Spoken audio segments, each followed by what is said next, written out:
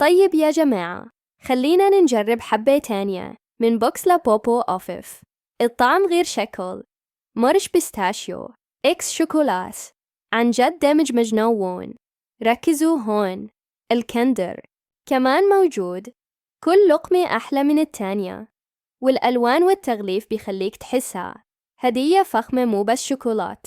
أنا صراحة يا جماعة نزلت شوكولات لابوبو في عصير تايم. يلا خلينا نشوف شو بيطلع معي. واو، شوفوا شوكولات كيف كيوت، عن جد شكلها مرش بيستاشيو، يمين لذيذة. ركزوا معاي هذا الكندر، يا سلام، شوكولات لذيذة بشكل.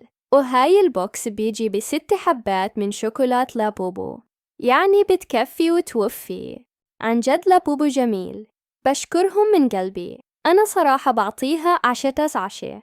شو رأيكم تجربوها وتكتبوا لي رد فعلكم بالكومنتات؟